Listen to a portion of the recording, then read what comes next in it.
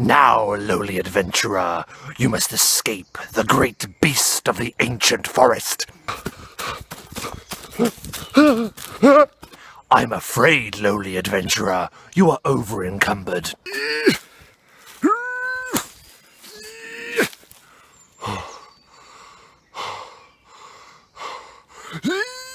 Hello and welcome to another edition of Performance Check. My name is Rob, and today I'm going to be talking about steaks. And I'm not talking about a choice cut of meat, only I wish I was. I love steak so much. Give it to me! So what are these steaks of which you speak? Well, a strong wooden or metal post with one point at the end that is driven into the ground. I'm sorry, I'm going to stop. I promise I'm going to stop. No, what I actually mean are story stakes. Stakes, high stakes. What does it mean for your characters to win? And what does it mean for them to lose? Now, if you're setting stakes in your game, you are introducing risk. And risk is what makes all of this interesting. Now, as we look to Dungeons & Dragons as an example, there's already quite high stakes involved generally in any campaign or session or dungeon crawl because it's usually live or die situations. Generally, there's a lot of combat in D&D, and that kind of means you're either going to live or you're going to die. Pretty high stakes already, right? No element of risk in your game, then there is no element of tension. And without tension, no one's got to worry about anything. And no one's really got to care about anything either. And that is the last thing you want. You want people to care about the story. You want people to care about their characters. And if they don't, then why are we doing this? Why? So I think we've established that setting stakes and setting them well is important to the game in general. But how do we switch it up a little bit? How do we make sure that stakes aren't just life and death, or if they are life and death, how do we make that even more interesting? Well, we up the ante and we explore. So kids, it's example time, and let's explore a way of how we can introduce stakes into our role-playing game. I would like you to imagine a banner caught high in the morning breeze. A beautiful sun gleams down upon a jousting tournament. The stalls are packed with the crowd shouting and jeering and crying and booing and hissing and throwing things. A riotous cheer breaks out from the crowd. Our heroes have arrived. It's our players, the party, now famous for liberating a neighbouring city, quelling the mutant plague, and besting a gelatinous cube in single combat. Players come face to face with Sir Roderick of Ireland.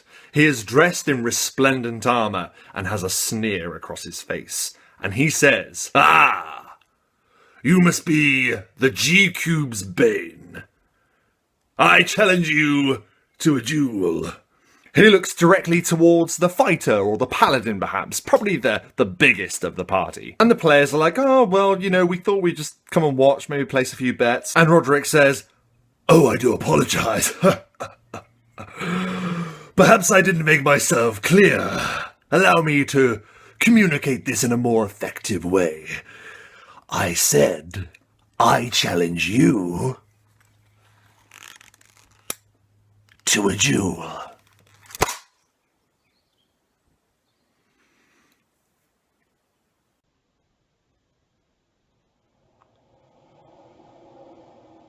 We have a duel. Now, it's up to you whether that could be to the death, or perhaps we can make it more interesting. Perhaps Sir Roderick has something else up his sleeve. Sir Roderick could state, "If I win this duel, you must fight for me whenever I call."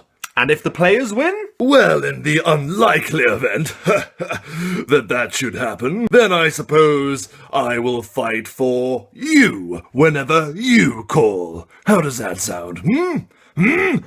So there we have it. We have our stakes. Now, say if the fighter is chosen to fight Sir Roderick, if he loses, he is risking having to serve this arrogant guy who could make him do anything he wanted. And not only is that a high stake, but also that is a potential future plot development, something that you can use in your game. It is great when the outcome of one event leads to another, and it's already put in front of the players. They know potentially that could happen.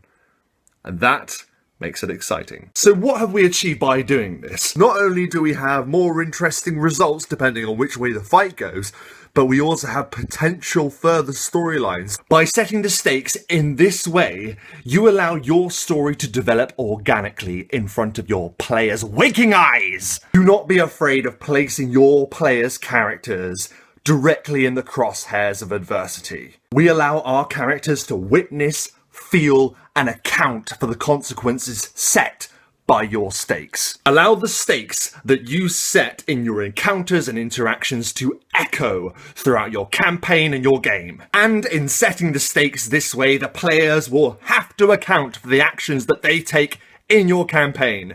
There's no end to the possibilities! So thanks very much for watching another edition of Performance Check. Now, I know that was only one example of how you can utilize high stakes in your game. There are other ones like emotional stakes, that kind of deal, but that's for another video, I think. But for now, thank you ever so much for watching. If you like what you have seen, then why not give me a like? Why not a subscribe? Or not? We're all friends here!